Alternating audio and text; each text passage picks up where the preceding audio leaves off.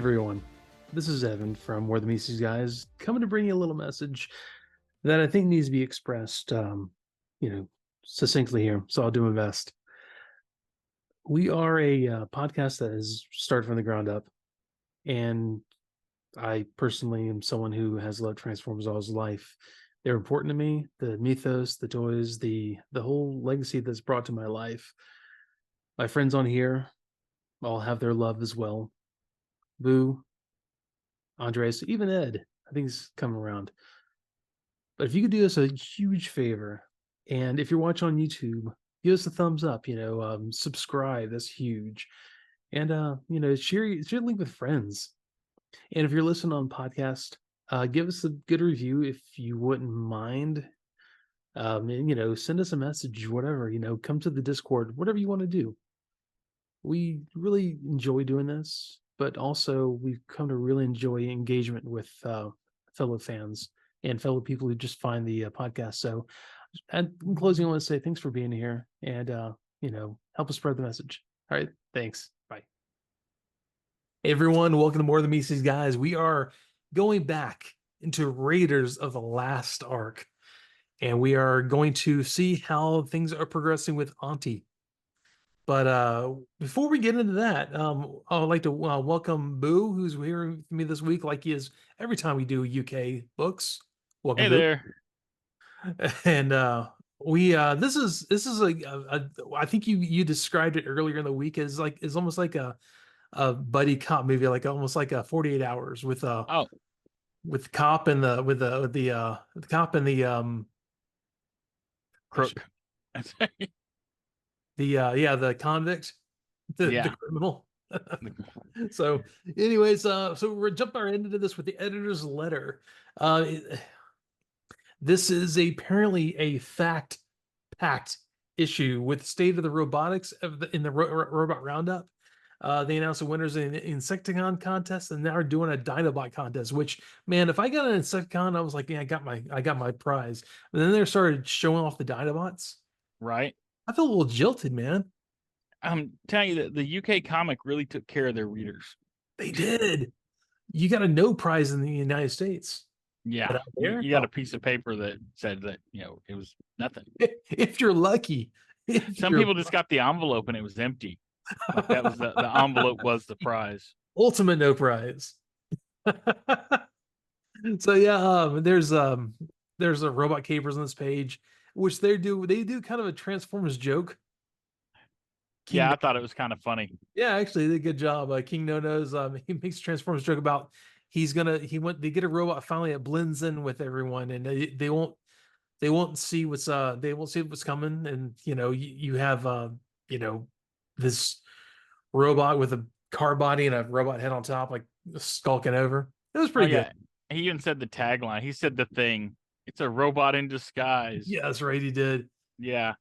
Yeah, And yeah, it's like a car with like robot arms and legs sticking out and a it's big like terrible. chomper robot head I'll on definitely the have that on top. the YouTube version of this. It's a Beast Machines toy. What were those? Yeah, what were those things that it was like GoBots that had it was essentially it wasn't the deluxe GoBots. It was like, you remember the I don't know if it wasn't GoBots, maybe it was like Hot Wheels thing where it had this race car kind of thing, and it transformed almost into I don't know, it's like a lizard or a dinosaur thing. Oh yeah, I recall. What was Scale, that? Scaly or Scalor? I don't know. Oh yeah, there were scales. Yeah, that was Scales. scales. Yeah, that was the GoBot that did that. Yeah. I mean, that essentially was what it was on a good day. Yeah. Yeah, and also Pen Pals.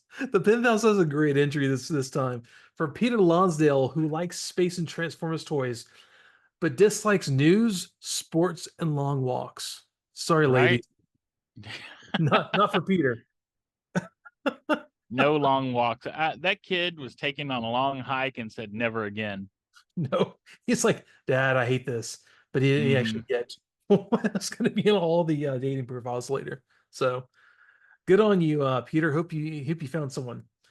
Um, and there's a pretty good Shockwave. It is a little, a little squatty stuff by Edwin Aiken. He's been working out. Yeah, he was not quite the not quite your X-Men style broad, but he was a little squat. But it was pretty good, honestly, for well, I assume as a little kid, considering like Shockwave had just barely been in the book at all. Yeah. Oh, he'd go well next to like the SD like Veritex and stuff. He would. Yeah. Um, and then I mean we have some stock exchange where there is one guy who wanted a Rumble and a Ravage. He's willing to trade Soundwave and Buzzsaw. Right. That's like Gift of the Magi. Dude, I'll take that. I have a feeling that he got two Soundwave sets. Maybe. Yeah, because I mean, why would you want more cassettes if you're getting rid of Soundwave? Maybe so. I mean, the rest of them are pretty spot on. Like someone wanted to jazz with all the weapons they were going to trade Bumblebee and Cliffjumper, which it seems That's kind of not bad. yeah, it seems like a kind of a weird lopsided, but you're getting two small figures for a larger one. But Yeah, and someone wanted a Hound Mirage or Blue Streak for a Ratchet. Apparently they saw the cartoon. They're like, nah, this is not my Ratchet. yeah. I'm gonna say this guy has no love for Ratchet. He's like, When I was younger, I actually really liked the Ironhide and Ratchet toys because I never owned one. mm-hmm, So I had a friend, I think his name was Brian Zach. He would go to the same like child daycare thing after school, and he mm-hmm, always had Transformers with me. He always had Ironhide, and I love that toy. mm-hmm, Yeah. So it was we always sandbox stuff, and we were like what 8 or 9 maybe. mm-hmm. In the sandbox with Transformers. It was the best thing ever. That and we mix it with Hot Wheels because close enough.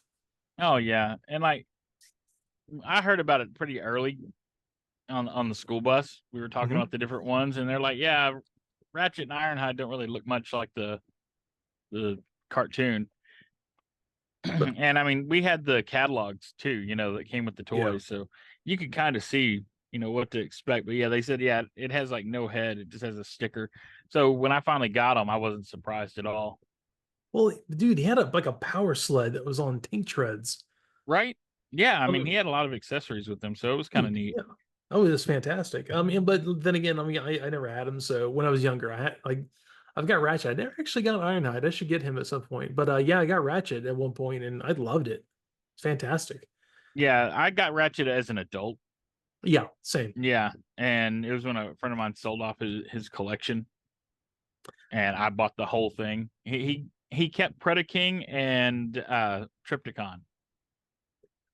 He Well, kept those two. I don't blame him there. But yeah, he loaded me up for $100. I got like pretty much everything from season 1 and 2. Like I Oh, mean the nice. combiners, everything. He just did a big box of them and they were complete. Oh my God. Yeah. Those were the deals you used to be able to get back in the old days. Oh yeah. Well, he was moving off to college and didn't want to pack Yeah. them up and didn't want to leave them with his parents. So yeah. $100 will buy you a lot of beer. Oh College. yeah. That was in 1995. Yeah. That was the kind of prices I was getting with working with Ricky Smith's shop over at Star Wars Collectibles or old time toy shop or whatever you called it at the time. Oh Those are the yeah. kinds of price we were getting. I mean, I think I got my complete G1 Jetfire for like $35. I was gonna say 35 is what I got my Galvatron from him for, which is right Yeah. here on the desk. So And I got Jetfire long before you got your Galvatron. So, but oh yeah. yeah. So we're back into Chromobots, and honestly, there's not a lot going on in there. It's like the classic "My dad's coming, you have to hide" kind of story. Yeah. Well, and it's kind of weird that, Shield is like psionically scanning his parents while they're in the bedroom. That's a risky scan there. And we know what Shield's into. Yeah. And he's not even good at it. Like first he tells them they're asleep, and then like the next panel, oh wait, no, never mind, they're awake and one of them's coming this way. Her dad, the in the so they get to the room and like transmutes like oh I gotta transform into something lowly, and he turns into a Hrumph punch plushie. Yeah, he turns into Hump the cat. Humph.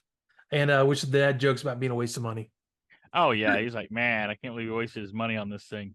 There must have been some like inside jokes amongst the office there, all the Oh different well, comic it's the same strips. author. Oh, it is. Oh, that's right. It is. Good Yeah, point. yeah, he's ripping on his own side comic. Even better. Yeah. Yeah, and like Mikros, the our Greek robot, hides under the bed, of course. Yeah. Yeah. He hides, and then Shield just like blocks all the electromagnetic waves and turns invisible. Yeah, Shield's like, I can do whatever I want, so here's new power. And And you think you'd see like some big footprints just like impressed into like the carpet or something, no, I don't think they're as heavy as X-51 is. X-51 being an 850-pound robot, right? which that's a joke later on. I'm really enjoying Machine Man a lot more now. Yeah, it's getting I guess more interesting. It's getting weird. It's Ditko is just going off the left field a lot of things, and I love it. Oh I was yeah. And by the DeFalco. way, I want to say real quick, happy birthday to our friends Trigger and Reverend Ruin on our Discord. Trigger was yesterday from what we're recording, and Reverend Ruin is as today. I was talking to them both, and I was sharing some of the images with Rev, and he's like, "Man, Ditko really phoned it in towards the end of his career." I'm like, "Yeah, he did." Well, happy birthday to them. Right? Yeah, exactly. Trigger is the double decade yesterday. Oh So yeah. so if any of you who listen are like scared you're too young or too old, you're not as old as my partner here, and you're probably not as young as Trigger. So welcome to the Discord if you so choose. Got a But wide swath there. and trust me, if we can learn Discord, you can. And then they have the first time they have a classifieds page in the comic, which Yeah. which is neat. I kind of like that. It's neat seeing all that. A lot of Doctor Who stuff in there. Well, yeah, it's British comics, man. Oh yeah. And Doctor Who, was it 2080? Transformers, they all kind of like ran the same circles. Yeah. So it was neat I to see mean, all that. yeah, there's all kinds of shops in here. I wanted to do a deeper dive into these shops, yeah, but it was a lot. And I okay, full disclosure, we were gonna do West Coast Hollywood, and had a lot going on his plate, and his wife's come back into town and stuff. I asked Boo to help out for this week, and so I didn't really get a lot of time to look into this comic. I did what I did what I usually do, but I looked at that page like, man, I really want to start looking to see if these shops still around, but I just didn't have time. So hopefully, we'll get some time later on. I would like to look at some of these. Yeah, that's what I was thinking. We could like just check in on them. Yeah, yeah, definitely. Yeah. And I'm like the Dinobots. I sit in the closet and wait for you to activate me when you need me.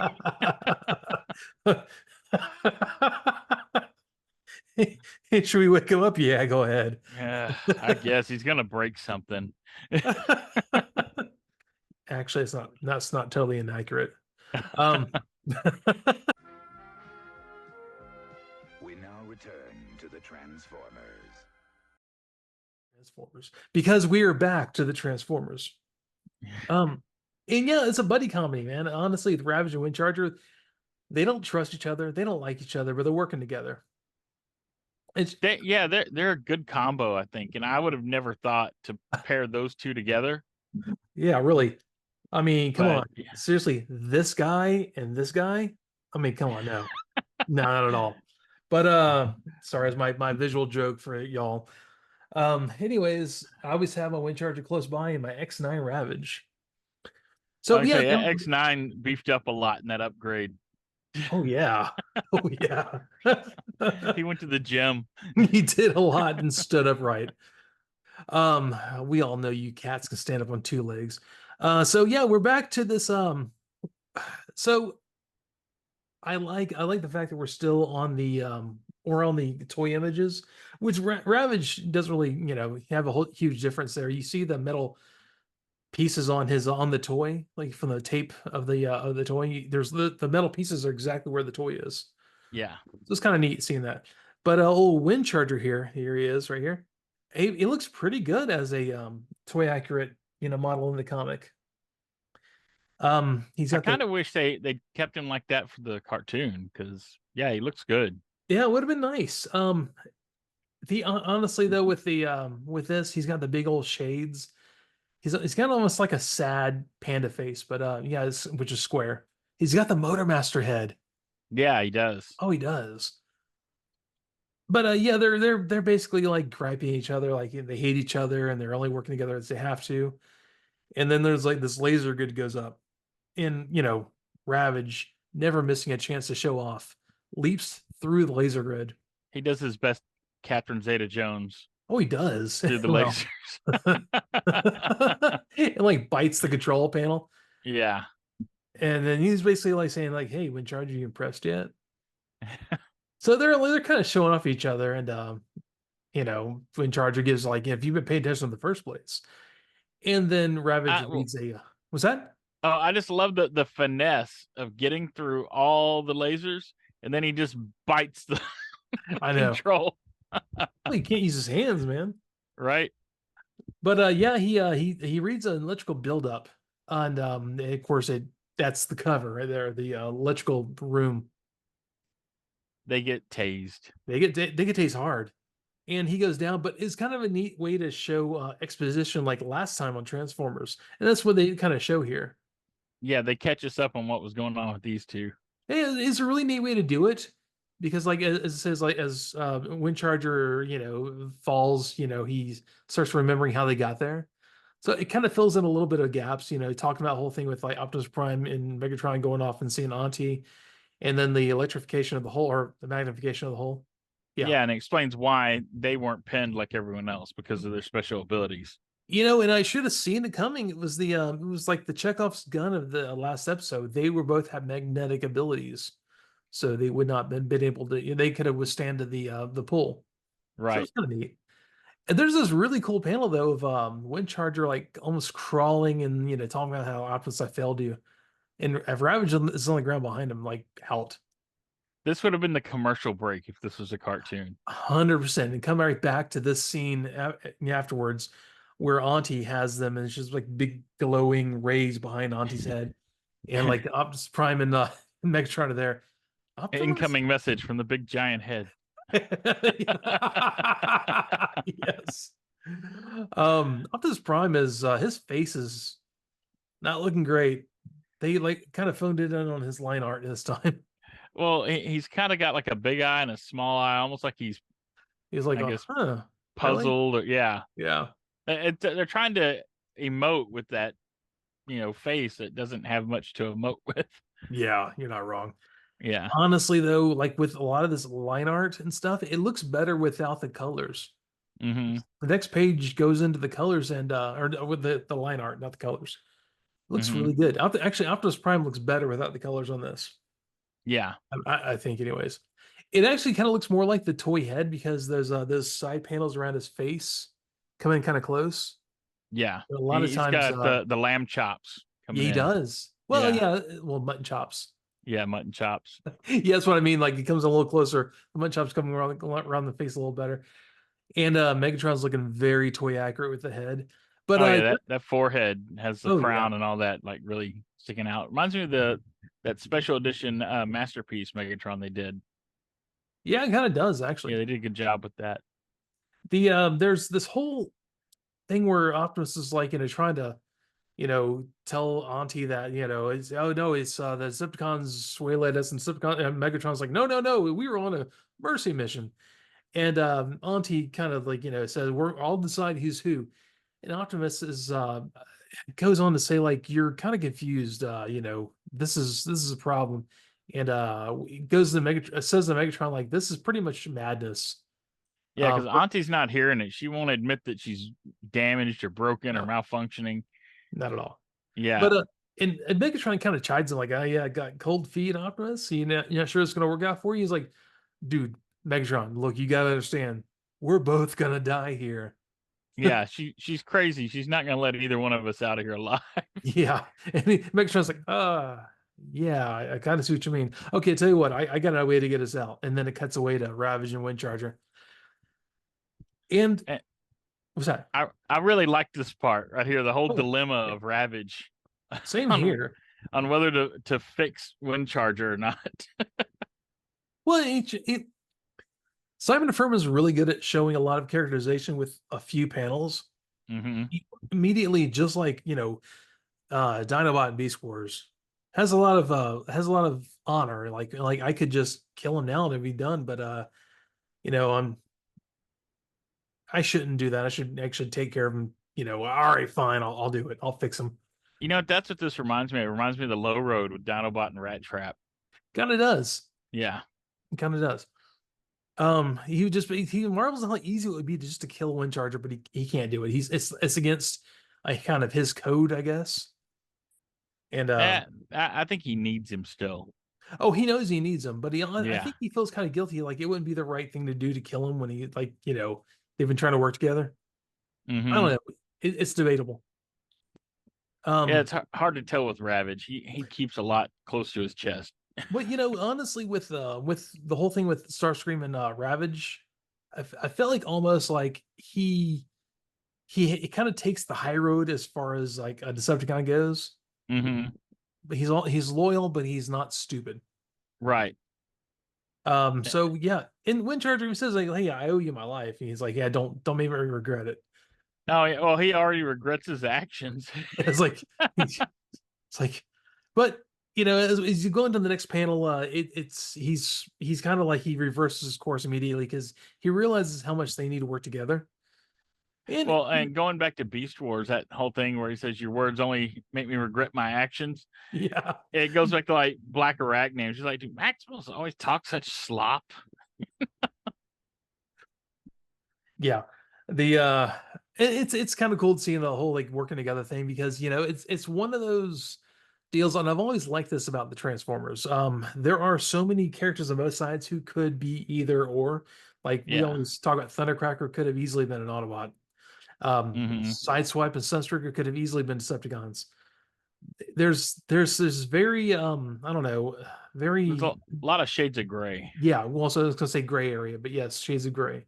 Better way to put it. And then they show up at the door, and they're like, "Well, this is where Auntie's at," and it's right behind this door. And Rabbit is like, "Nah, that can't be that easy. There's something's going on here. There has to be more than just this armor door." And they turn, and there's Guardian, which I haven't read the next issue. I'm calling this as an illusion, like a hologram. We'll see. Oh yeah, they turn on to see just a massive robot behind them declaring they're intruders. It kind of looks like if you took a Chromobot and I don't know, something else and mixed it together. Kind of what it looks like. Yeah, I was thinking like the Mars robots, the MARS robots. Yeah, you can find those in like the store next to the Transformers. It kind of looks like one of them. I can see that definitely. But it's kind of cool seeing they're the size of Windcharger and Ravage next to the robot. So oh yeah, he's massive. Yeah, he's bending over in the hallway. Yeah, he can't even stand up straight in the hallway. No, but what a great issue of Transformers. Too bad that's all the for the episode. Here we go. Yeah, that's where it leaves us hanging. Yeah, and then we're back to Machine Man, which I kind of like it. I'm enjoying Machine Man a lot more. It's still Steve Ditko really writing bad schlocky stories, but it's at least a little more fun this time. Well, he's drawing these. It's DeFalco writing these. DeFalco. God, thank you. Yeah. DeFalco writing some really schlocky, terrible stories. Sorry, I mismatched that. Anyways. It's all right. Yeah, it was a lot to take in today, just reading this whole issue and writing notes about it. But so a lot more action though than it is what we had before. And unfortunately, it's action against Sasquatch, which is like the Canadian Hulk. And yeah, it's not good. He's not much of a match for X-51. No, he's not. X-51 shocks him. He takes a local power source. I think he grabs a lamp, like a street lamp. Yeah. It shocks Sasquatch in the water. But he doesn't leave him in the water. He pulls him out, like, all right, here, I stun you, but I don't want you to die. Yeah, so he actually takes some time to like basically check his vitals. Yeah, he does, which is cool. It shows that X-51's not trying to kill anyone. Yeah. And but Sasquatch, he says down there really quietly, like, I must contact the others. So, dun dun dun, what does that mean? Yeah. So Machine Man finds the AliExpress Rorschach villains. Yeah. And does a full on Three Stooges clunk with their heads. Oh yeah, he does the head crack. Yeah. And Madame Menace is watching on her villain monitor. She's got a good one. It's got some really odd angles that, could be Does. pretty impossible. But hey, But yeah, he goes down to the sewers, which remember this. This is the sewers he jumps down into. He like down a manhole. right. And it's it's a trap. I was right. No, everyone else was right. So he's like, lucky me. So And there's a lot of guys down in the sewer, oh yes, The, mooks galore down there. the smell has to be horrendous. So there's this great little thought bubble he has. He just came from fighting Sasquatch, so he's kind of worn out. And he doesn't have the energy to take on all of them, like all these clowns. So he's going to have them waste their energy by pounding into his metal body. He's doing rope-a-dope. He is. He's like, beat Yeah. me up for a while, and you guys get tired. Yeah, he's like, they're not really going to hurt me punching me. So yeah, just do this while I recharge. This has been the only time that that he's actually realized, like, oh wait, I'm actually I possess a very futuristic, high end alloy for my skin. So yeah, go and punch me. That's fine. They can't break his Thaco. I tried to explain Thaco to my son, and it didn't work. Yeah. We were going to play some 5th edition. I'm like, thank God you don't have Thaco. He's like, what's that? Like, no, I'm not going to explain this. So, we go to Agent K, who is rummaging through the offices of I guess government offices of Rickman and whoever The else. U.S. Capitol. This dude is going door to door in the U.S. Capitol unchecked. He is, because apparently everyone goes home at 5 p.m. Yeah. We all work at business hours or bankers hours in the Capitol. The Cold War security at this time was laughable. It's like during the Cold War. Yeah, we have a Canadian secret agent just going door to door in the U.S. Capitol, taking the time to check the nuances of each typewriter to try to find out which one sent the letter. Dude, that guy must have watched some Columbo or something. Well, each typewriter has its own quirks. I won't rest until I found the one which typed the dossier. So to do this, I'm thinking he had to go, the quick brown fox jumps over the lazy dog and like, oh, no, not that one. Next office. He's like, huh, the T's in the right place. Okay, not this one. Pulls it out. The next one. Yeah, that's happening while Machine Man is fighting for his life. He had to take hours doing this to go office by office like that. Well, there's no one there at 5 p.m. He's got a lot of money, man. No one's watching the Capitol building at all. No, which we know. So elsewhere, the battle continues. But there's okay. We already realized they're in the sewers fighting. Yeah. They're down there with the Ninja Turtles. But he goes, uh-oh, here comes the heavy artillery. The solar-powered nunchakus will slice through your metal hide like blazing blades through butter. Hold on. They're solar-powered nunchucks. Yeah, how? In the sewer. Which nunchucks are not bladed, by the way. Yeah. They're blunt instruments. They're blunt instruments. They're great against the undead. They're gonna slice through his hide like butter. So I'm thinking, are they solar powered? Like, so they charge them up in the sun and now they're hot? It's like us when we were younger, having glow in the dark toys. We'd leave it out there and like, okay, we have it turn on the light and waving it from the light for like 5 seconds. Okay, now turn off the lights. Let's see it glow. It's kind of how it feels. Okay, and like, I don't know, sharp and hot nunchucks. You got to hold them by the side you're hitting them with too, as you flip them around. So, but the greatest part of this is they're talking about like slicing through them like butter, and he goes, "Really? I am partial to margarine myself. Even a robot has to watch his weight. I check it at 850 pounds. I say 8,501. It's 8,501 pounds." Yeah, I think it's a typo. I don't know. If he's 8,501 pounds, that's... He's 4 tons. Yeah. He's not walking doing his apartment like that. Yeah, he's not going up elevators and stuff like that. I mean, he's definitely a ground floor guy. he can take his skates at the side of the building, man. What are you talking about? Right? Oh, you know what? Maybe he does. He just negates the gravity. There you go. That's he uses gravity negating powers that are really handy when he needs to use that. It's kind of weird to be and 1 pound, you know. But there's Madame Menace. That raging robot is defeating every one of my marauding mercenaries. Yeah, the alliteration in this episode. This is like J. Jonah Jameson is like speaking through her. Right. Yeah, so she's going to employ the sonic disruptor. You know, there's a lot of expensive technology down in this dank sewer. I'm really impressed by solar powered nunchucks that slice through metal like butter. Yeah. So don't actually do it at all. No. Yeah. And she's rich, so you think she could afford, a better layer. Yeah, well, I mean, yeah, no, you're not wrong. Okay. Something in the Hamptons, something nice. Yeah. But we hold on, everyone, because now we jump over to Planetary in the saga of Princess Ugly.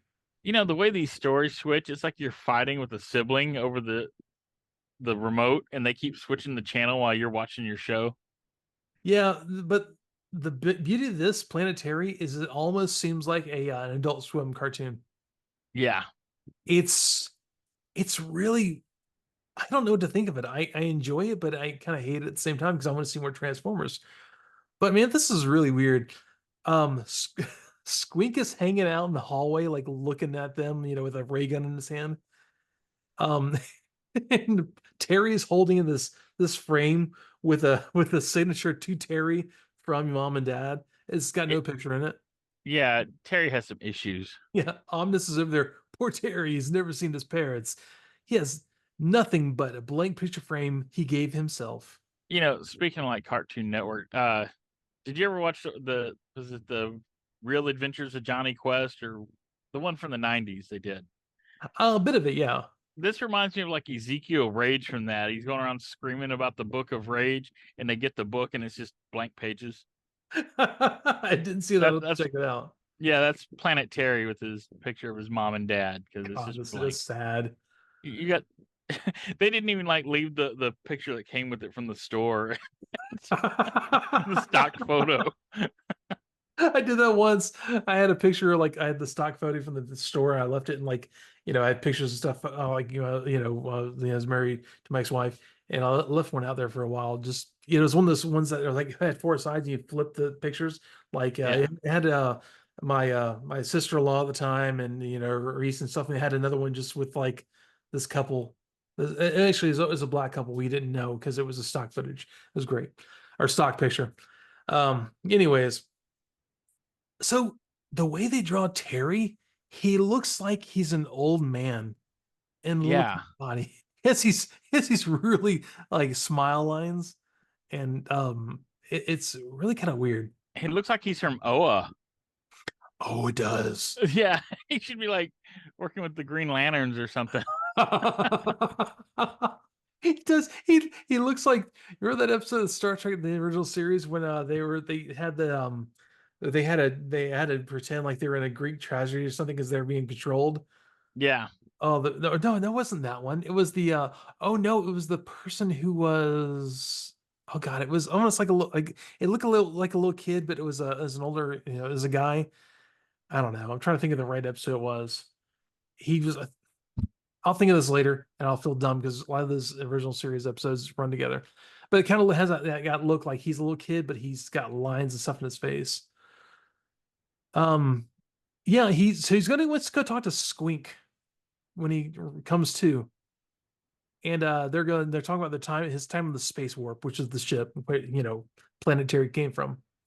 Yeah, and Squink jumps up and looks like he is like some I don't know, Boston mob guy in a tracksuit. Yeah, I think he's got the tracksuit. Oh, it's terrible. And those white boots, so especially Oh, after Labor Day, you know. and they look like pirate boots too, which is great. He's like, I can't let you know the secret of the space warp. He looks like he borrowed the Punisher's old boots. Oh God, it does. or Moon Knight. Moon Knight, yeah. Oh, Moon Knight doesn't loan his boots to anyone. Definitely Moon Knight. But they're trying to play the like, look, Squeak, your only hope. We need to know what happened to his parents, and he was like, "Oh, I won't tell you because what happened on the space warp was my fault." Oh no, they blamed him for it. They blamed him for it. Yeah, it wasn't his fault. Yeah. Okay, it wasn't. Yeah.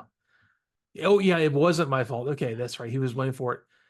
And instead of explaining himself, he puts on a helmet and a jetpack with his ray gun. And that's what happens when you order your Centurions off of Temu. Well, AliExpress, but Temu works too. No, actually, yeah, that's more accurate. He goes out in his tracksuit with a helmet, a jetpack, and his ray gun. Goes out during an astro tornado, and he's like, "Oh, you won't fool me." The old astro tornado, do it any moment trick, eh? Yeah, and I'm not familiar with that phenomenon at all. Yeah, no, I guess we wouldn't know because we're too primitive to know astro tornadoes. But yeah, anyways, the astro tornado hits, or the ship hits the astro tornado, and they go like spiraling towards a planet. They crash pretty hard. And will they survive? Yeah, we're left hanging now. Yeah. Well, we're not hanging completely on this issue because we have 20 Transformer questions, and I'm gonna throw these at you. All right. I don't know if you can get these or not. Let's do it. What planet did the Transformers originally come from? Oh man, nobody knows that. Cybertron. Oh, I thought you were gonna say Gibatron. Okay. Which Decepticon? I don't want to get beat up after school, okay, man? Which Decepticon would like to take over the Megatron's role as leader of the Decepticons? Starscream. Soundwave. He did it in the sky, the Skybound comics. After Starscream got it. Yeah. Hey! Spoilers.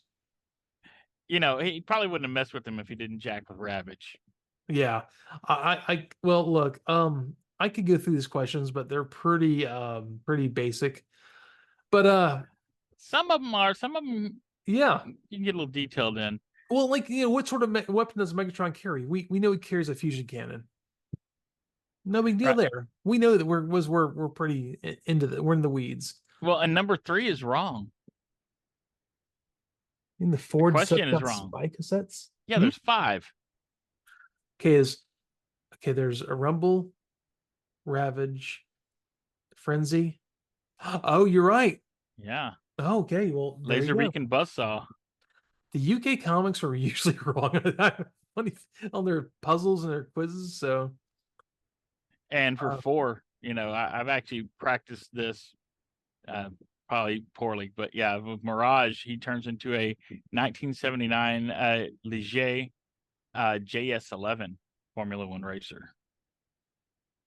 You were looking at your cheat sheet. Oh no! I've worked on this before. I was like, I figured you would do this. So I was prepared. So which small car is the weakest of the Autobots? Oh, that's Bumblebee. Yeah, all right. He's a spy. Who is nicknamed Muscles because of his strength? Brawn, and I've never heard that nickname really applied to him before. I haven't either. I was wondering about that. Was like a text spec I missed? I think that's from Budiansky's original notes where he wrote nicknames like, Megatron was a slag maker and stuff like that. That's a good point. Yeah. Well, they sure wouldn't use that nickname for him now. He sounds like a pimp. So which homesick Autobot turns into a yellow truck cab? I guess that's Huffer. Yeah. Yeah. He didn't seem all that homesick, but maybe I'm wrong. It's in his bio, and you'll see that later in the comics. Okay. God, there's some of these are really dumb. The name of the Autobot spacecraft, the Ark, or I guess the Auntie was Tiltran, what essentially, so is the Ark. Yeah, it's the Ark. Into what does Thundercracker transform like the other 2 jets? Yeah, he's a McDonnell Douglas F-15 Eagle.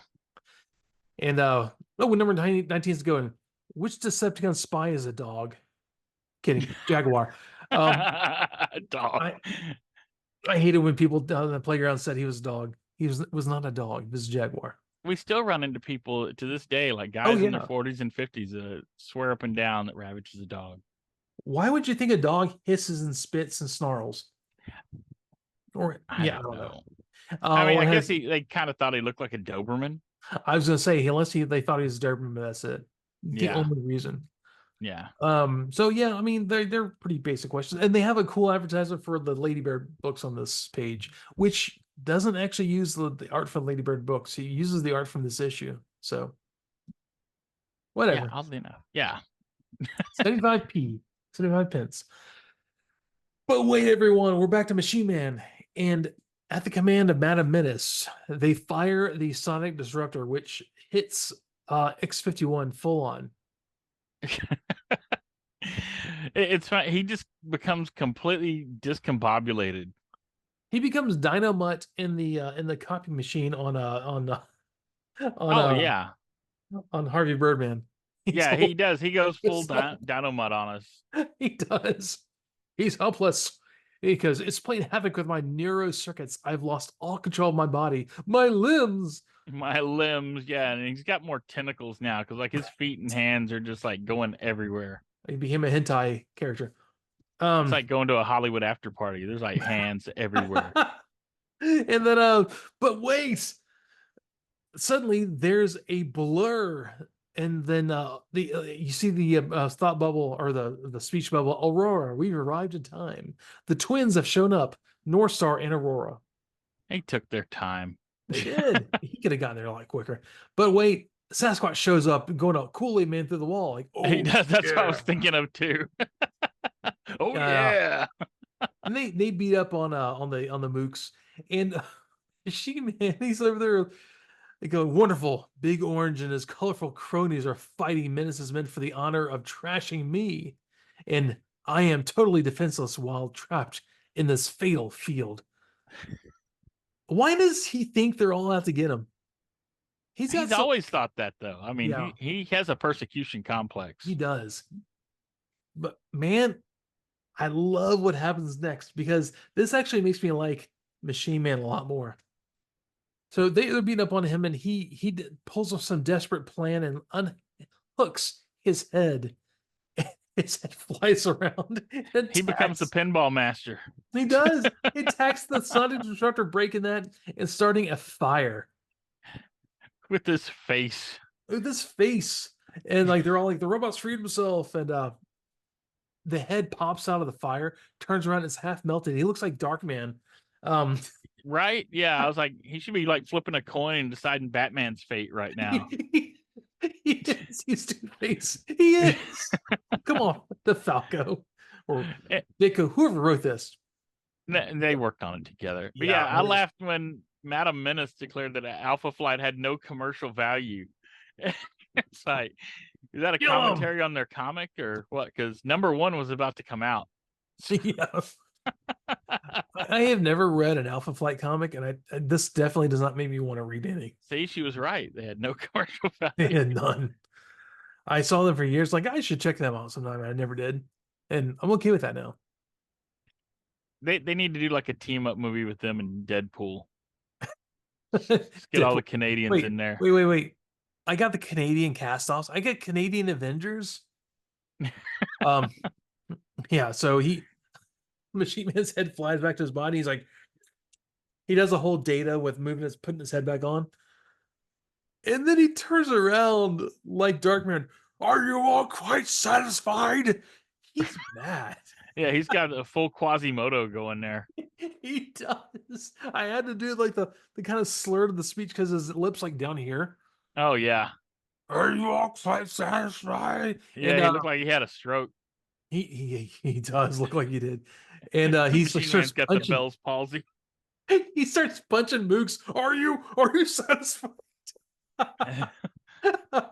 What's the frequency, Kenneth? This is such a good payoff for this entire run. This really is the best part of this comic right here, because he just goes I nuts. took a picture of this earlier. Like, I'm so happy right now. I'm so happy his face melted. He's angry. And Madame Menace is like, the robot's blown everyone's cerebral circuits. He's totally, irrevocably mad. And yeah, I mean, the twins are like trying to stop him before he commits murder. They join hands and do their old light flash trick when they join hands. Yeah. And, yeah. They And, hit him with the strobe light, basically. They basically, yeah, they like here, yeah, strobe light or a spotlight. It's almost like a spotlight. Well, this is a blinding blast of dazzling light. So oh, there you go. They send him to Studios 54 and with the Dazzler. Right. They want to try to get all the X-Men in one like team here. So yeah, that's what happened. And they Ziggy Stardust him. Yeah, X-51 is so mad. Well, your painful ploy may be effective against humans, but my finger sensors are impervious to intense glare. He's the best at being the worst. And Sasquatch tries to like, hold on there, buddy. We got you. Or just don't be hurt, my friends. So he tries to kill Sasquatch. Oh yeah, he just beats the crap out of Sasquatch. He's like, bam, bam, bam, bam. Sasquatch is the worst Hulk ripoff ever. Yeah. And then like right before he kills him, Aurora's like, no, you're killing him. And like Machine Man goes, huh! Oh, what have I done? And then with his Two-Face face, he's like, I shouldn't have cut loose. Maybe Brickman was right. And then he unhooks all his couplings and turns to a drill and drills down to the ground to get away. Yeah, he looks like the wax museum. The AC went out. It kind of, he does. Yeah, but then he turns into Red Tornado and escapes. Yeah, that was just, whatever he needs to do. I guess he can do it. Yeah, tell them not to follow him. And after all that, I don't think they want it. No, Flight don't want any of that. No, time to go back to Canada. But Agent K has found the evidence. This machine typed the dossier. It still cracks me up that he went like one office by office, U.S. Capitol. He found the right typewriter. He spent all night finding the typewriter this is the one. I'm glad the Russians didn't have this guy because, that would have been curtains for us. You're not Iron kidding, curtains. Then we realize that it was Brickman who did it all along. And he's mad. Dude, he's so mad at Brickman. He's real mad because they're Canadians and they don't want to be brought into these politics. Yeah. So there's the epilogue. And I've never been so happy to see an epilogue. Right. Burning with anger at the way their government was used, 3 super agents turn homeward to each carry a new and better understanding of the silly game of superheroes. Yeah, they're just driving home to Canada. Real mad. That's pretty much, a fancy way of saying 3 Canadians are going home mad. And then the alliteration carries on with Madame Menace. I'll get that Machiavellian metal man someday, somehow. Yeah. But these are like, what this is? This is like Penguin quotes from like the Adam West Batman. It really is. It feels like Batman a lot. Yeah. It feels like Batman, or it feels like what's his face? Peter Parker's boss at the J. Jonah Jameson. Yeah, Jameson. Yeah. Yeah. It sounds like him, or the Penguin. But Brickman's exposed and everyone quits on him. Like, and there's this great little time capsule here where one guy goes, "You're through, Senator. After this fiasco, you couldn't even get elected as Nixon's butler." Oh yeah, and we got real world factors here trying to have foreign governments rig American elections. Just like now. You haven't heard of me, less of me. Brickman shall return. Bet on it. Unfortunately, he's right. Yeah. But we go back to the apartment where is it Peter, his roommate? Yeah, it's Peter and Gears hanging out. And Gears Garvin, they're kind of worried about the kid. Where you haven't heard from him. And Peter's like, no, he wants to be alone. And you got to wonder, were they hanging out there the whole time, or is Gears just showing up? I mean, I don't know. Maybe they kind of like they're going to move in together or something. Are they like binging Masterpiece Theater or something in there? But there's this great, very melodramatic trench coat scene of Machine Man walking with his melted face. Now he's Dark Man. He really is Dark Man. I mean, the only way this would be more Dark Man is if it was Bruce Campbell turning and walking away. and I love he goes crazy, but he stops himself. No, it's not me. I'm not the crazy one. But yeah, he walks away in a trench coat in the shadows. What a great way to end this. The whole time, this made it worthwhile. The entire run. Oh yeah. Listen, I'm happy now. He's going to write Rorschach's journal now, so he really is. found the children. They're the dogs. Yeah, I'm just picturing how it all went. Yeah.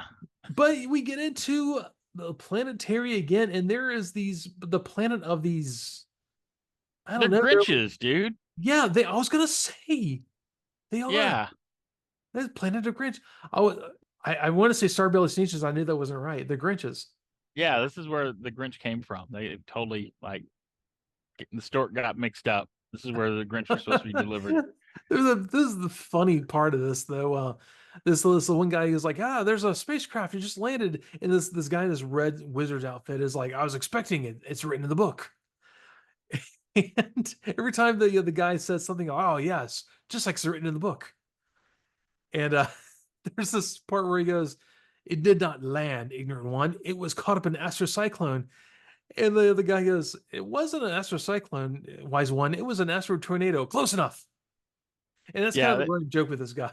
They've got a commentary on like religious prophecy. They do. The guy goes, there's being two of them in the ship. And like, but there are 3 crew members, oh wise one. Close enough. Yeah, this is kind of a deep theme for, Planetary. That's what I'm saying. Like, I enjoyed this issue a lot. This is great. Yeah, this is where it picked up, and yeah, the social satire here starts really digging in. Yeah, so they are on the planet of the Gorkles. I guess that's the scientific name for the Grinches. Yeah. And there's a very sad world at this time. Dude, the wise Grinch was just his Whoville name. That's the one they forced upon him. Not his government name. Right. The wise one, he's right. They're all sitting around having dinner. It looks like they're having potatoes. Just potatoes. This is the quote of the speech bubble. Our beloved princess, shudder, Ugly, has been kidnapped by her evil uncle Vermin, this vile. He put her under a sleeping spell so that he may rule in her place. Every time they say Princess Ugly, he's like, ugh. He shudders. Yeah. And I bet it's going to be a Twilight Zone thing where she's actually like beautiful. Yeah, she's probably gorgeous. See, she's the baby that was supposed to go to Whoville. They got switched. Yeah, like the next page, like, even though our beloved princess Ugly is ugly beyond belief, she's our princess and we want her back. So yeah, I can see this being a whole Twilight Zone thing. It's going to be Donna Douglas, So yeah, of course, Terry with his wrinkly old face goes, "We'll do it. We'll rescue your princess." They're like, "Yay!" He tells them how easy a job it'll be according to the book. Yeah. What about the impenetrable forest, mayhem maker, the terravines, the volcano, the whirlpool? It'll be the most hazardous job. And the 3 of them walk off. Close enough. So that was all building towards that punchline. Right, it was. There. I appreciate it though. Yeah. It wasn't terrible. It had good timing. It did. Comedy's all timing. I kind of enjoyed it a lot more than Matt and the Cat. We'll get there. Oh yeah. But I was actually really excited about this Transformers toy checklist. Right? It was kind of cool, actually. They did a lot for their readers. Had all the different listed out. They kind of gave a quick description of what they turned into. Yeah, this is a pretty good list. I mean, aside from having photos, they got something. I guess the technical drawings of some of them. Yeah, they had like 4 of them. They had the technical drawings for a hoist, power glide, slag. I'm sorry, slug for No, your he was for your slag then. listeners. Windcharger. Yeah, and then the next time we're gonna do the Decepticon page. So it's Now, kind of neat. do you notice the notable ones that were missing? Oh, let's see here. I'm gonna look. I see the Dinobots. Wait, hold on. I don't see. I don't see Swoop. Right. Swoop was never released in the UK. That's right. Mm-hmm. Okay, that's right. I forgot that. Was there another one missing? I'm missing. Oh yeah. Well, you don't have the deluxe Autobots, Whirl and Roadbuster. True. They Okay. they were never released in the UK. Blaster and Perceptor were never released, Oh, and nor was Omega Supreme or the Omnibots. because the licensing. Right. Yeah, licensing was definitely a problem with Omega Supreme. From I've heard tale, like I haven't seen like anything that's definitive on this, but I've heard that there was like safety concerns about Swoop, but I haven't seen like anything official from Hasbro that says that's why it wasn't sold over there. I mean, come on, those missiles were not as small as the Battlestar Galactica missiles, were they? Well, Right. they Well, were. and all the Dinobots had missiles. So Yeah, it's I'm not true. sure what the safety, maybe it was his beak breaking off very easily. Well, it Or the does, but I don't know. yeah, pointy wings. I'm not sure what that would be because I don't see what's more dangerous about Swoop than any of the other toys. Definitely not. Yeah. But Um, yeah, it's weird. I believe we might have talked about this before too, that, Whirl and Roadbuster were never sold in the UK and they played, a sizable part in the Wreckers. yeah, they did. They were pretty important in the Wreckers comics. Yeah. What was the toy line they were part of that wasn't licensed over there? Uh Um, it was it Mospita? no, it wasn't Mospita. It was Yeah. was it's a T word, I think, right? Well, they were from the Takatoku It was designer, Takatoku, yeah. but it was oh man. It was another anime thing that they were released under. Yeah, it's right on the tip of my tongue. Yeah, well, they were Bandai, weren't they? I believe so. Yeah, maybe that was a part of the problem. I don't know. Well, it was like the Wild West in the United States, so whatever, they could Oh do. yeah, well Hasbro was licensing anything they thought could be a threat, Yeah, which good on right? them. But yeah, I mean, it was kind of neat. Like they just see, we see the UK comic was a lot more, giving as far as the fans go over there, and the fans seem to like be really, I don't know, it almost seemed like a tighter community. Oh, Dorvac. Dorvac, yeah, thank you. That's what it was. I had to look it up. I just had a brain fart on it. But yeah, it was Dorvac. Yeah, I actually like the Dorvac version of World. He's a blue, like a darker blue, wasn't he? Yeah. Thought so. I believe there was a third one too that they didn't use. It was like it's kind of like almost it's like hunched over a robot kind of thing. Mm-hmm. I can't remember what he was called, but he wasn't very dynamic it's almost like the triple changer that turned into a jet and a helicopter. Yeah. It just wasn't really that great of a figure. They just ended up not bringing it over. Yeah, they just passed on it. Yeah, which of course that figure now is worth a ton of money Oh because yeah. you can't hardly get it. But yeah, It'd be nice to anyways, see a recolor of the Legacy Blitzwing.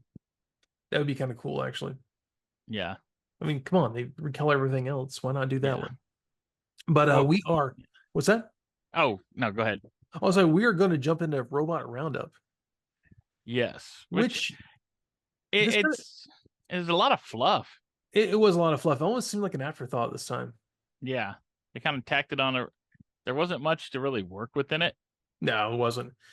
I mean, there was like kind of a kind of meh stuff on there. They were talking about 02, which is one of those turtle or Yeah, it was another logo turtle. Yeah. yeah, which is kind of neat and everything like that. It was just not very exciting, I guess. Yeah. The update on the Robopterodactyl Q, the big Q. I'm sorry. Yeah. And I remember seeing some stuff about that back in the day. Yeah. And I couldn't find anything online for it. I don't know I mean, I put in like all the details on there, like the Washington Air and Space Museum, IMAX, and all that, which is kind of cool to see they're using IMAX way back then. Yeah, I'm sure it was probably used in like we had the Naval Air Station Museum in Pensacola, and they had an IMAX like Blue Angels flight a thing like IMAX back then. Like IMAX wasn't something that was used in a lot of the commercial theaters. So it's probably like one of the things they use at like a big museum like the Air and Space Museum. Place Yeah, like we had one at the Museum of Natural Science, yeah. but I think that was like the early '90s when they finally put it in out here. So Yeah, so I'm sure it was something along it may have been an early version of IMAX. Who knows? but that's a really young David Attenborough. That is. And he's middle aged, but we've had him so long that, even middle aged David Attenborough just seems young to us. I mean, that's 40 years ago. So what, he had to be like 50? Whew, yeah. Yeah. Yeah, because he's in his 90s now, isn't he? Probably. I mean, you wouldn't know it from the way he narrates stuff, but yeah, probably is. Still going strong, man. I don't want to jinx it. Come on, not right now, man. Yeah, The right. Mighty Barg wants you. This is the worst name for a robotics group. Yeah, British Amateur Robotics Group. Barg. Barg. This is terrible. They could at least have like found an E on there for like enthusiasts or something, and then be Barge. Yeah, something Barg. This is like, when you order your Borg off a Wish, you get the Barg. They they move on to like basically chess robots playing against humans, which there was a lot of build up during, I want to say, during the 80s. I think they even used it in some 80s movies. Trying to think of the movies they used it in. It's not real. They didn't use it in Real Genius. I mean, I think they used it a bit in War Games. Did they? I don't know. It was I always just remember Deep Blue versus Kasparov. Well, yeah. There was a lot of I guess talk about how computers are going to be able to beat humans, and there was this whole pride thing with people can take out the computers. And even that was 11 years after this article was written is when Deep Blue beat Kasparov. Well, also think about this: whenever this was being done, you also have The Thing, which featured a chess master robot or like a computer. Do you remember that? Oh, in the movie, The Thing? Yeah. Oh, yeah. And character got pissed off and poured scotch into the panel. Oh, yeah. That was Adrienne Barbeau's voice for the computer. Was it? Yeah. Oh, I got to listen to that now. God, Adrienne Barbeau is like the unofficial queen of the 80s schlock movies. So good. Yeah. I really, it's funny. I was watching a horror anthology thing. I want to go back and watch Swamp Thing. Oh, yeah. It still holds up. It does. I showed it to my kids a few months ago, and they loved it. They thought it was great. Yeah, I wanted to check that out because I loved that when I was a kid. So I'm kind of curious how it looks. The sequel, but yeah, the first one was good. Yeah, sequels are always like that, though. Yeah. American Department of Defense robots. Yeah, we still don't really have those. No, we don't. Mean, they're working on them still. We've got the dog with the flamethrower now, so that's something. We need battle android troopers, right, dude? If we have battle android troopers, we're done. We rule. This is how you know that there is no like real world counterpart to Destro, because we don't have all that cool stuff. Which I'm really enjoying the Destro comic. I got to read issue 2. I've still got it. I haven't read it yet. But yeah, 2 is good, especially with the bats. Oh, it gets creepy.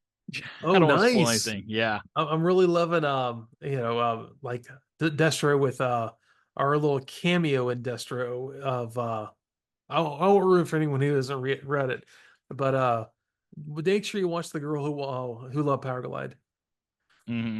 But anyway, so yeah, we're there's just, it's like I said, it's a lot of fluff. Yeah. There's like Bring on the Robocats, or Robot Cats rather. There, because you have the robot dogs, and they really, They're trying to That do was like the only thing I could really look up for this one, was because he kind of goes into everything else. But yeah, I got to look up the Petsters. and they're okay. They're kind of cute. They're like forerunners of the Furby. Yeah, they're 80s little like rolling around robots that look like cats. Yeah. They're kind of whatever. But so leaving Robot Roundup behind, unless you have something else to add there. Oh, I think I'm good.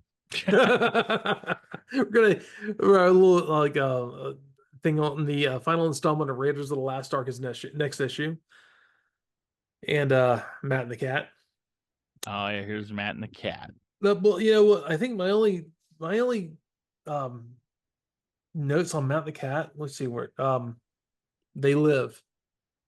They live. Yeah. Well, they survive re-entry and land in a flower bed, and that cushions them from the re-entry speeds.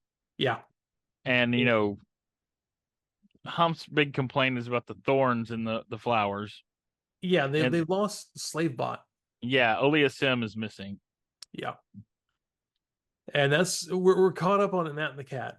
Yeah, and Hump just wishes he had a fish buddy. Yeah. I guess that's a fishtail. Sure. Yeah, that's what we'll go with that. Yeah.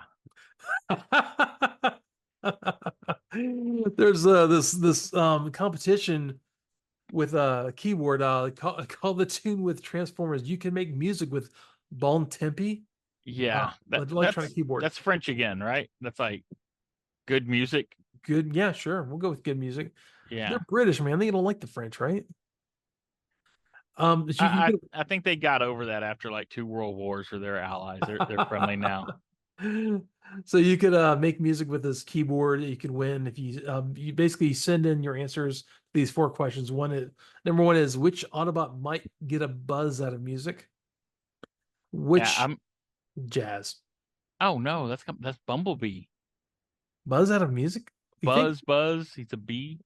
I guess. Yeah, these are joke ones, but I feel like they're taking us to school. Like, I've got 2 exams this week, and they're in this comic. Well, luckily one was easy. This is the hard one. That's only got 4 questions, 25 points a question. Yeah. Which Decepticon singing might shake the heavens? Starscream? Yeah, it could be Starscream or Thundercracker. Thundercracker. Yeah, it's like these joke questions are kind of ambiguous, but I don't think the questions really matter. I don't think so. Which Autobot is named after a kind of music that would be jazz. You're right. Jazz, yeah. Which Decepticon might bring music to our ears? I guess Soundwave. Sure. I mean, they only have 2 pictures of Soundwave on the ad, so probably. Right. So Sid. I mean, Oh, I was just saying, imagine being the kid that your little entry got eliminated because you put the wrong name in the questionnaire. They're like, nope. The closing date for this competition is Monday, 8th of July, 1985. So get your entries in, kids. Hurry up. Right. So, and then there's this kid on the last page. This scary kid is back. This scary kid with his bowl cut in that jacket. Yeah. Old Snake wants his jacket back. 2006 call. Old Snake wants his jacket forward. They're hawking thrust. Dirge. That's yeah. What? Now you see it. Okay, so thrust is right. Dirge is actually Ramjet. Yeah. And then Ramjet is actually Thundercracker. Starscream. Starscream is Dirge. Yeah, so they've got Ramjet labeled as Dirge, yep. Starscream labeled as Ramjet, and Dirge labeled as Starscream. Yep. And they're all transformed, I guess, the way they showed them in the instruction manual. So they're not cone heads. Yeah. Yep. Yeah, wings up and cones down. Yep. That's great. But I do love these ads. These are great. Yeah, I don't know, man. And we've got Prowl with his feet on backwards. Oh, we do. The battle above. Yeah. Wow. I mean, it's one thing to have an ad where the toy is mistransformed, but they drew him mistransformed. Yeah, I mean, I'm trying to remember because I don't have it in front of me right now. Do his legs spin around and you lock in his codpiece? Yeah, you have to lift the cod piece up. He spins around. I bet you what happened is someone transformed it and didn't transform it right and drew it like that. Yeah, they just raised him up. Yeah. They probably couldn't figure out that the cod piece comes up. Like they tried to turn it and like, nope. I don't want to break it. Right. So yeah. But yeah, that's the issue, man. I'm excited to come to an end of this Raiders of the Last Ark, because we're gonna get into the more of the meat, which meets the American and the UK comics together. So yeah, we'll be joining in with what was the US issue 5 once we're done with this one. Autobots are all dead. Yes. Yes. Or Transformers are all dead. Oh, the Transformers are all dead. Yeah. Yeah. I will always love that cover. Too bad the art inside was terrible, but that's one of those covers I always wanted a poster of. I thought looked great. Yeah, that always needed to be a full size poster. Yeah, that needs to be like, okay. So let me reach around here real quick. I ordered this, the Japanese poster 1,000-piece puzzle. This is like nice. this is the my wife has been like all about like doing puzzles lately, because we're old and we do things like that. Which I'm like, cool. We'll go do this, and after putting together like 3 My Little Pony puzzles from when she was 8. I said, I'm gonna order a Transformers one. So I'm gonna be that one guy that you all know who takes a puzzle, like, I'm gonna put glue on this and I'm gonna frame it. You're gonna craggle it. Yeah. It's a cool puzzle. I want to get that thing done. It's as Reverend Ruin from our Discord said, is actually that Japanese movie poster was an oil painting done as a print. Nice. Really, it's a Star Wars parody. Oh, it totally is. Yeah. Yeah. But it's beautiful though. I love the look of it. So big fan of that. That's probably one of my favorite covers for the Transformers the movie. Definitely. It's the Super 7 puzzle that just came out recently, so I'm really excited to put that together. I'll find a Saturday when I don't actually have something to do, which is very rare, and do that. But yeah, so we will get into issue 21 next time. Ed, I hope you're feeling better, man. And Boo, thanks for jumping in here and doing this with me. And we'll get this no problem. Going. And everyone, thanks for listening in. If you listen this long, drop us a little like, a little rating, a little thank you very much, and we will love you forever. Join the Discord. The link is in the show notes. And definitely check out our friend of the show, Jim's podcast, that I'll also leave a little link in the notes about. Him and his friend are reviewing Beast Wars episodes. So nice. Thanks for everyone. Yeah. They're doing 2 at a time, because honestly, Beast Wars episodes are kind of short. There's a lot. There's like 52 episodes. So there's also a lot of action and very little dialogue comparatively. Well, some of them have more dialogue, but yeah. But anyways, thanks everyone for being here, and I will look forward to talking to y'all later, and you as well, Booze. Thanks so much for being here, y'all. Take it easy. Have a great week. Bye.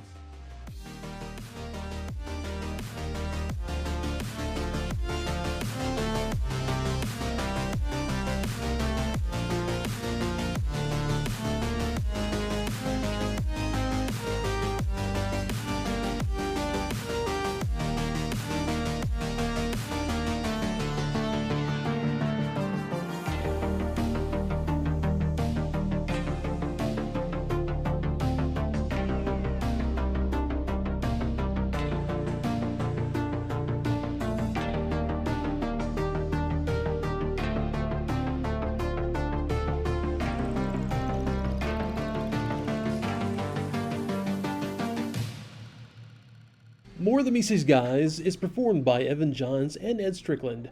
Research is performed by Evan Johns, Ed Strickland, and with special research done by Boo of the AxelonUnderground.net. All used images in the videos are property of Sunbow, Hasbro, Paramount, or Marvel. And as always, thank you so much for tuning in every week with us. We appreciate it.